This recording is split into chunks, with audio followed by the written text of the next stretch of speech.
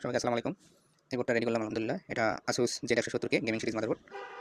এটা হলো ফুল view motherboard. এটা যদি আমি ডিসপ্লেটা দেখাই, এই যে PGA দিয়ে ডিসপ্লে দিয়েছি। এই যে ডিসপ্লে চলতেছে। এই যে মাদারবোর্ডের মডেলটা দেখাই, Z170K CPU কোর বলে দেখাচ্ছে, হ্যাঁ এখানে।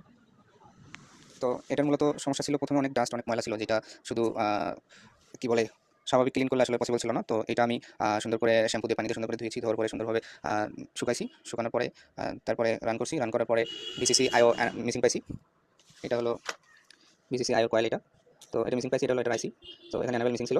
অ্যানাবেলটা আসছিল এই যে এখান থেকে, দেখতে পাচ্ছেন কিনা, এখানে, এই যে এখান থেকে। তো এখানে জাস্ট রেজিস্টার খারাপ ছিল, এটা সোল্ডার করে দিয়েছি। তো BCC IO পাইছি। তারপরে রান করার পরে দেখি CPU কোর পাচ্ছে না, এটা CPU কোর আইসি। তো এখানে অ্যানাবেল মিসিং ছিল, কোর আইসি, অ্যানাবেলটা সোল্ডার করে দিয়েছি। এটা হলো অ্যানাবেল একটু, এই যে এখানে, এই যে এখানে দেখতে পাচ্ছেন কিনা, এখানে সোল্ডার করে দিয়েছি, অ্যানাবেল পাইছে। তারপরে বোর্ড রান করিনি, তারপর ব্যাস করেছি, বোর্ড রান হয়েছে আলহামদুলিল্লাহ।